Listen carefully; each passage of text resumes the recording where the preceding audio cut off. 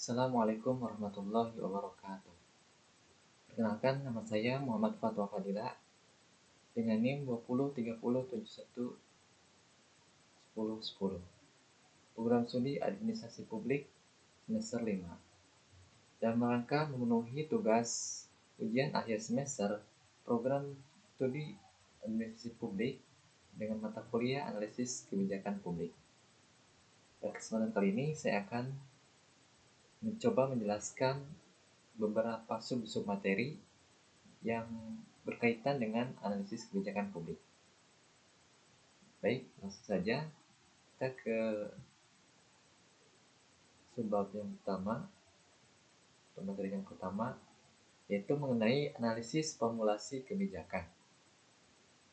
Perumusan formulasi kebijakan merupakan pengembangan alternatif kebijakan dalam menghadapi masalah-masalah di dalam agenda publik. Formulasi kebijakan terjadi di dalam birokrasi pemerintah, kantor, kelompok-kelompok kepentingan, ruang komite legislatif, pertemuan, komite khusus, dan organisasi perencanaan kebijakan atau dikenal juga sebagai think tanks. Proses perumusan kebijakan tidak mengikuti aturan-aturan yang definitif, karena masalah kebijakan itu sendiri sedemikian kompleks. Karena itu, perumusan kebijakan merupakan tahapan paling kritis dalam proses pembuatan kebijakan. Nah, dalam keadaan di mana data tidak memadai atau tidak tersedia, seperti kebanyakan di negara-negara berkembang, maka para perumus kebijakan terpaksa menyandarkan diri sepenuhnya pada dugaan-dugaan naluri, harapan ideologis, atau prasangka-prasangka. Kemudian sebaliknya, tersedianya seperangkat data yang akurat dan dapat diandalkan seperti di negara-negara maju terbukti telah meningkatkan kemampuan para perencana untuk merumuskan sejumlah pilihan alternatif yang benar-benar itu. Lalu, dalam perumusan kebijakan, kemampuan untuk mengenali perbedaan antara situasi problematis masalah kebijakan dan isu kebijakan sangat penting guna memahami berbagai cara bagaimana pengalaman sehari-hari diterjemahkan ke dalam ketidaksepakatan mengenai arah tindakan pemerintah, baik yang aktual maupun yang potensial. Nah, rumusan masalah sangat dipengaruhi oleh asumsi-asumsi dari para pelaku kebijakan, anggota parlemen, administrator, pelaku bisnis, dan kelompok-kelompok konsumen sebagai alat dalam memahami situasi problematis. Jadi, proses perumusan kebijakan dapat dipahami sebagai proses pembuatan suatu kebijakan publik. Proses yang dimaksud adalah proses transformasi atau perubahan input menjadi output. Nah, selanjutnya, formulasi kebijakan menurut Thomas Asdai merupakan usaha pemerintah melakukan intervensi terhadap kehidupan publik sebagai solusi terhadap setiap permasalahan di masyarakat. Intervensi yang dilakukan dapat memaksa publik karena pemerintah diberi kewenangan otoritatif. Adapun tahapan formulasi kebijakan menurut Linarno yaitu agenda kebijakan pemilihan alternatif kebijakan untuk memecahkan masalah dan tahapan penetapan kebijakan. Kemudian selanjutnya ada 14 macam model promosi kebijakan menurut Nugroho dalam bukunya yang berjudul Public Policy, yaitu yang pertama model kelembagaan, model pilihan publik, model proses, model sistem, model kelompok, model pengamatan terpadu, model elit, model demokratis, model rasional, model inkremental, model teori permainan, model strategis, model deliberatif, dan yang terakhir itu model tong sampah. Itu merupakan macam-macam model formulasi kebijakan menurut Nugroho. Baik, selanjutnya adapun asumsi-asumsi tentang formulasi, yaitu yang pertama tidak terbatas hanya dilakukan oleh satu aktor. Kemudian yang kedua yaitu sering tidak diawali dengan perumusan permasalahan yang jelas. Yang ketiga, tidak dimonopoli oleh suatu instansi pemerintah atau institusi pemerintah. Yang keempat yaitu formulasi dan reformulasi dapat terjadi secara terus-menerus dalam jangka yang panjang. Yang kelima, karena bersifat kompetisi antar aktor, maka formulasi menimbulkan situasi ada yang kalah dan menang. Kemudian selanjutnya yaitu yang melakukan formulasi itu ada kebijakan publik, aktor atau lembaga di dalam pemerintah, aktor atau lembaga di luar pemerintah. Kemudian tipe-tipe formulasi ada rutin, analogi, dan kreatif. Selanjutnya yaitu ada metode formulasi, yaitu ada rasional, kemudian inkremental atau tambal sulam berdasarkan kebijakan atau keputusan yang sudah ada, kemudian diperbaiki atau disempurnakan untuk memecahkan masalah yang baru tersebut. Model sistem.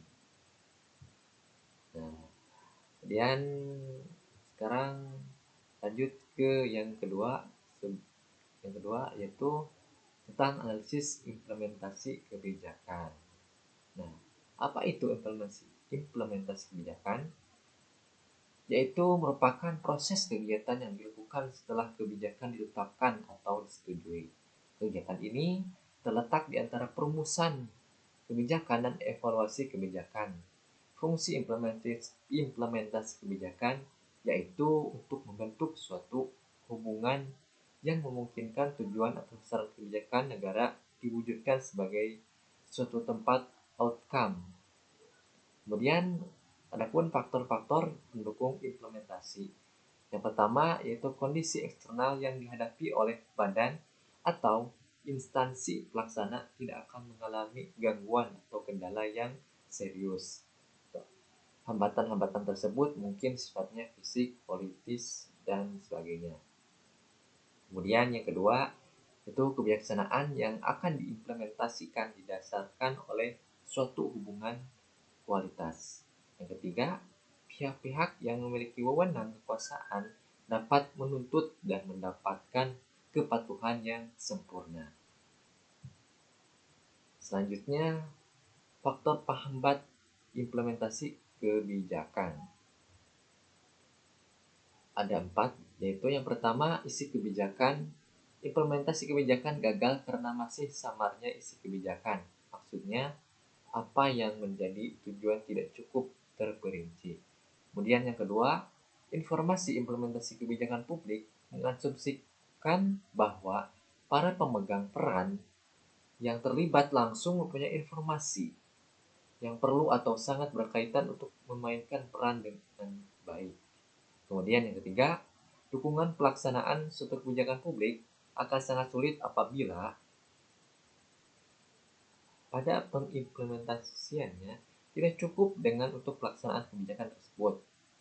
Yang keempat, pembagian potensi sebab yang berkaitan dengan gagalnya implementasi suatu kebijakan publik juga ditentukan aspek pembagian potensi di antara pelaku yang terlibat dalam implementasi.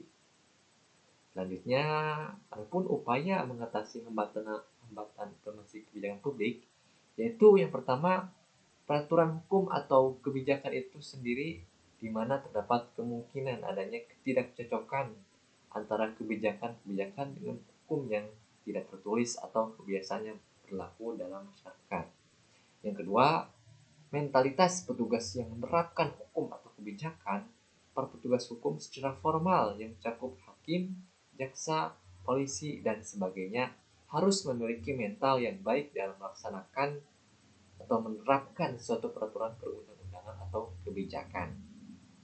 Kemudian yang ketiga, yang terakhir, itu fasilitas yang diharapkan untuk mendukung pelaksanaan suatu peraturan hukum. Kemudian hasil guna dari implementasi kebijakan publik menentukan tingkat tentang seberapa jauh atau seberapa dalam dari hasil kebijakan dalam memberikan sumbangan dalam pencapaian nilai. Pada kenyataannya jarang ada problem atau masalah yang dapat dipecahkan secara tuntas karena umumnya pemecahan terhadap suatu problem yang baru, sehingga perlunya memecahkan kembali atau perumusan kebijakan. Nah, baik, kita lanjutkan ke subbab yang baru mengenai analisis monitoring kebijakan. Monitoring kebijakan adalah aktivitas yang ditunjukkan untuk memberikan informasi tentang sebab dan akibat dari suatu kebijakan yang sedang dilaksanakan. Kemudian, monitoring kebijakan dilakukan ketika sebuah kebijakan sedang diimplementasikan.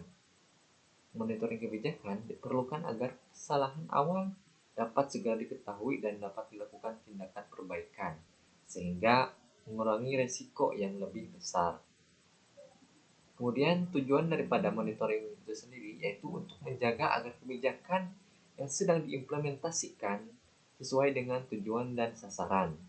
Kemudian menemukan kesalahan sendiri mungkin sehingga mengurangi resiko yang lebih besar. Kemudian yang ketiga yaitu melakukan tindakan modifikasi terhadap kebijakan apabila hasil monitoring haruskan untuk itu. Jadi seperti itu. Kemudian adapun data dan informasi untuk monitoring. Yang pertama yaitu metode dokumentasi dari berbagai laporan kegiatan seperti laporan tahunan, semesteran, bulanan. Kemudian metode survei. Tujuannya untuk menjaring data dari para stakeholder, terutama kelompok sasaran. Kemudian selanjutnya itu metode observasi lapangan untuk mengamati data empiris di lapangan dan bertujuan untuk lebih meyakinkan dalam membuat penilaian tentang proses dari kebijakan. Dapat digunakan untuk melengkapi metode survei. Metode survei. Kemudian yang selanjutnya itu metode wawancara. Pedoman wawancara yang menanyakan berbagai aspek pada berhubungan dengan implementasi kebijakan perlu dipersiapkan. Selanjutnya itu metode campuran. Misalnya campuran antara metode rekomendasi dan survei atau metode survei dan observasi atau dengan menggunakan ketiganya atau bahkan keempat metode di atas. Kemudian yang terakhir itu metode FGD dengan melakukan pertemuan dan diskusi dengan para stakeholder yang bervariasi. Dengan cara demikian, maka berbagai informasi yang lebih valid akan dapat diperoleh melalui cross-check data dan informasi dari berbagai sumber. Tuh. Kemudian jenis-jenis monitoring. Pertama, kepatuhan. Jenis monitoring untuk menentukan tingkat kepatuhan implementator terhadap standar dan prosedur yang telah ditetapkan. Kemudian pemeriksaan atau auditing. Jenis monitoring untuk melihat sejauh mana sumber daya dan pelayanan sampai pada kelompok sasaran. Kemudian akuntansi. Jenis monitoring untuk mengkalkulasi perubahan sosial dan ekonomi yang terjadi setelah diimplementasikan suatu kebijakan. Kemudian yang terakhir itu eksplanasi. Itu jenis monitoring untuk menjelaskan adanya perbedaan antara hasil dan tujuan kebijakan. Selanjutnya ada pendekatan terhadap monitoring. Akuntansi sistem sosial. Pendekatan monitoring untuk mengetahui perubahan kondisi sosial yang objektif dan subjektif dari waktu ke waktu. Kemudian eksperimental sosial. Pendekatan monitoring untuk mengetahui perubahan sosial yang terjadi dalam sebuah kelompok eksperimen dengan cara membandingkan dengan kelompok kontrol. Kemudian akuntansi sosial. Pendekatan monitoring yang berusaha untuk mengetahui hubungan antara masukan, proses, keluaran atau hasil dan dampak. Kemudian yang terakhir yaitu sintesis riset dan praktek. Pendekatan monitoring yang menerapkan kompilasi, perbandingan, dan pengujian serta sistematis terhadap hasil-hasil dari implementasi kebijakan publik di masa lampau. Oke, selanjutnya subbab yang keempat itu mengenai policy memo, yaitu dokumen ringkas yang merupakan rekomendasi singkat akan suatu isu kebijakan untuk landasan pembuatan keputusan kebijakan yang bersifat terbawa. Polisi memo relatif sama dengan hal kepentingan, tujuan dan struktur. Isinya dengan polisi paper. Namun, dikerjakan dalam waktu yang pendek, bahkan kadang dalam hitungan jam atau menit. Memo kebijakan dibuat untuk memberikan rekomendasi kebijakan yang bersifat sangat segera atau poin penting dalam penulisan. Polisi memo yakni konten dan struktur pilihan kata dan kejelasan. Selanjutnya, adapun fungsi dari polisi memo yaitu yang pertama mengumumkan kebijakan perusahaan atau rencana, yang kedua membuat permintaan, yang ketiga itu menjelaskan prosedur atau memberikan instruksi, yang keempat memperjelas pembaca untuk masalah, mengkonfirmasi apa yang telah diputuskan dalam percakapan. Kemudian yang kelima itu mengingatkan pembaca. Kemudian adapun tujuan polisi memo yaitu menyediakan informasi yang dibutuhkan pembuat kebijakan untuk melakukan pekerjaan mereka. Yang kedua, memecahkan masalah yang kompleks menjadi fakta penting, mengevaluasi program alternatif tindakan. Yang keempat, memberikan rekomendasi tindakan. Kemudian selanjutnya yaitu karakteristik polisi memo. Ada 6. Yang pertama panjang, yaitu isi kebijakan maksimum 2 halaman. Yang kedua bahasa harus jelas. Yang ketiga metodologi, jangan memuat penelitian primer. Yang keempat audiens atau pembuat kebijakan. Yang kelima fokus pesan kebijakan untuk stakeholder. Yang keenam konteks isu, tujuan advokasi dan lobby. Kemudian yang selanjutnya yaitu isi polisi memo. Yang pertama, pendahuluan maksimal 10 baris. Yang kedua, isi kebijakan yang diangkat maksimal 10 baris. Yang ketiga, alternatif kebijakan dapat mempertimbangkan 3 alternatif, yaitu status quo, perubahan kecil, perubahan mendasar. Kemudian struktur polisi memo yaitu header, ringkasan, latar belakang dan konteks, rekomendasi dan alternatif, batasan dan tantangan, dan yang terakhir itu kesimpulan. Beberapa hal yang perlu diperhatikan dalam pembuatan polisi memo yaitu ada konten, struktur, pilihan kata, dan kejelasan. Kemudian selanjutnya yaitu yang kelima ada polisi brief. Berdasarkan Peraturan Menteri Dalam Negeri Nomor 17 Tahun 2016 tentang pedoman penelitian dan pengembangan di Kementerian Dalam Negeri dan pemerintah daerah. Polisi brief merupakan suatu media yang menguraikan dasar rasional dalam pemilihan sebuah alternatif kebijakan tertentu atau rangkaian tindakan dalam sebuah kebijakan. Saat ini biasanya digunakan dalam proses advokasi kebijakan sebagai alat untuk meyakinkan para pengambil kebijakan atau kelompok sasaran mengenai urgensi masalah saat ini dan kebutuhan untuk mengadopsi alternatif yang disukai. Oleh karena itu, bentuk media ini berfungsi sebagai pendorong untuk mengambil tindakan. Adapun karakteristik polisi brief yaitu digunakan untuk menyampaikan saran rekomendasi kebijakan berdasarkan hasil riset kebijakan. Kemudian umumnya berisi paparan yang singkat dengan bahasa yang lebih umum atau non-teknis. Kemudian yang terakhir yaitu berfungsi sebagai jembatan antara peneliti atau analisis kebijakan dengan pengambil kebijakan yang berupaya menjelaskan dan meyakinkan urgensi isu terkait. Oke, selanjutnya adapun tujuan utama dari polisi brief yaitu sebagai media untuk eksplorasi dan advokasi. Polisi brief sebagai media eksplorasi. Kemudian kelebihan dari polisi brief itu sendiri yaitu ringkas, sederhana, tampil menarik, banyak gambar sehingga tidak perlu berpikir. Kemudian bisa segera dibuat tanpa menunggu hasil riset selesai sehingga bisa disampaikan pada saat yang tepat. Kemudian dirancang secara spesifik memenuhi kebutuhan informasi dari polisi makers tertentu. Orientasi pada pengguna sangat kuat. Kemudian bisa menggambarkan logika kebijakan secara mudah. Kebijakan sebab munculnya masalah dan pilihan tindakan yang tersedia. Dan terakhir yaitu sistematika penulisan polisi brief. Adapun komponen dari policy brief itu ada 8. Yang pertama itu executive summary. Yang kedua pernyataan atau asumsi masalah. Yang ketiga latar belakang masalah. Yang keempat pre-existing policies. Yang kelima pilihan kebijakan. Yang keenam keuntungan dan kelemahan. Ketujuh untuk rekomendasi. Yang kedelapan short consult or recommended. Itu merupakan komponen dari policy.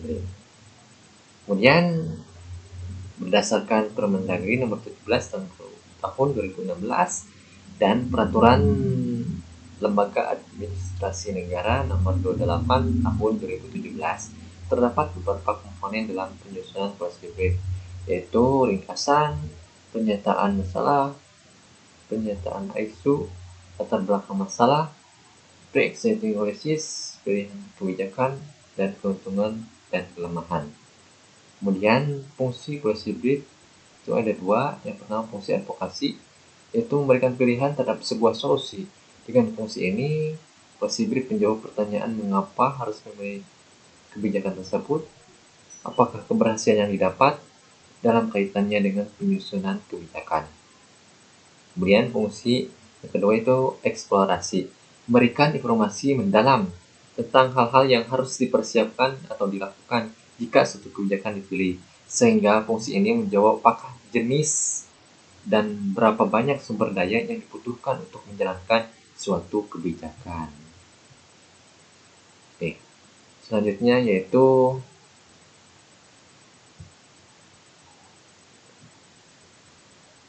ciri-ciri peneliti kebijakan. Peneliti kebijakan memerlukan pemikiran yang intensif, kerja keras, dan kapasitas dalam merumuskan masalah dan kerangka masalah kebijakan yang jelas, terbatas ataupun terfokus. Bersifat aplikatif, praktis, karena penelitian ini lebih mendahulukan tindakan nyata dalam menciptakan perubahan menuju ke arah yang lebih baik. Kemudian lebih terfokus pada tindakan-tindakan yang nyata sebagai usaha untuk menemukan solusi terhadap masalah-masalah fundamental, masalah yang benar-benar ada, dihadapi, dan dirasakan dalam kehidupan sosial.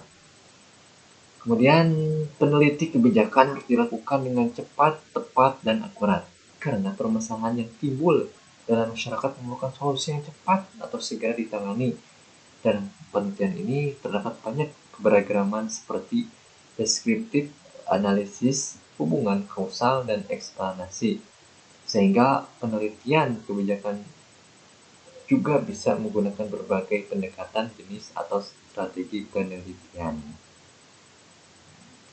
Baik, kita lanjut ke yang keenam, itu tentang policy paper. Nah, policy paper cukup berbeda dari kertas akademis tradisional dalam hal bahwa temuan-temuan dari penelitian harus disertakan dalam isu yang dibahas dan digunakan untuk menyanggah sejumlah rekomendasi untuk menghadapi suatu masalah. Sebenarnya,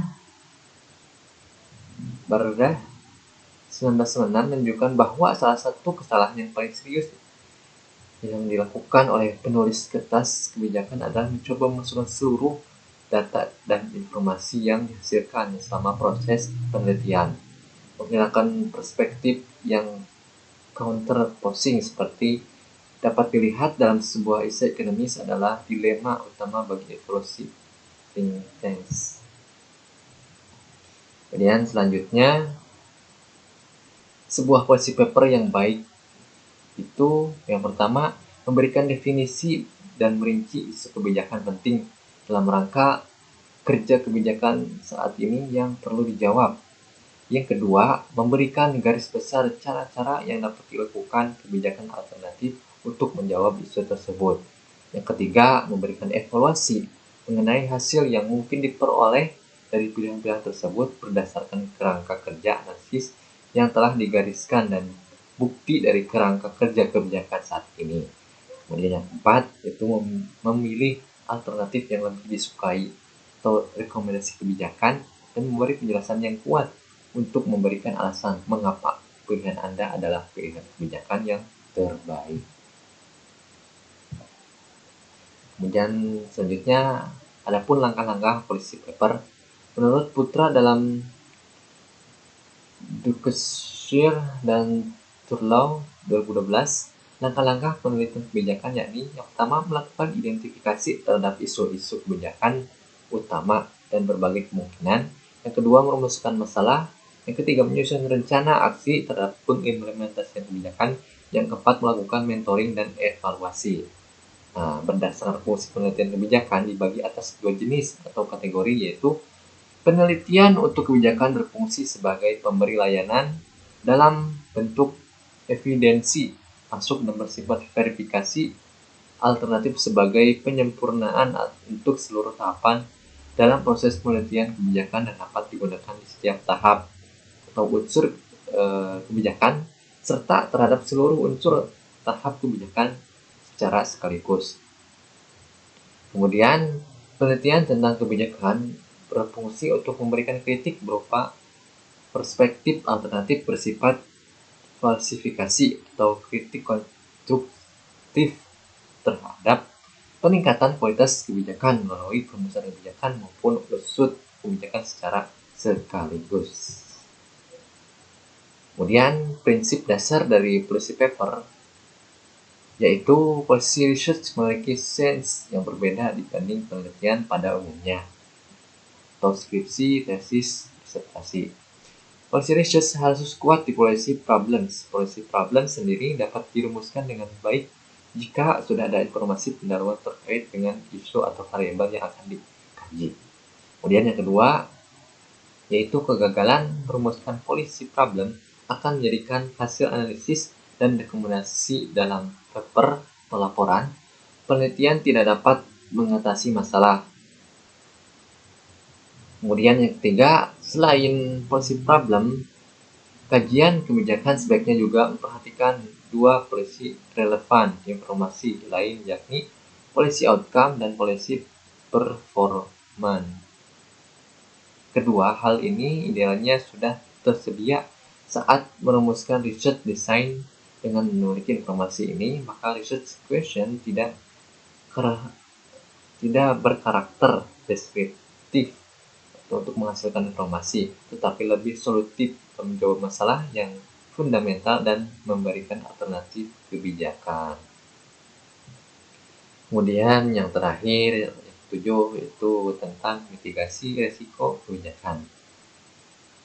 Mitigasi risiko merupakan tindakan terencana dan berkelanjutan yang dilakukan oleh pemilik risiko agar bisa mengurangi dampak di suatu kejadian yang berpotensi atau telah merugikan atau membahayakan pemilik risiko tersebut.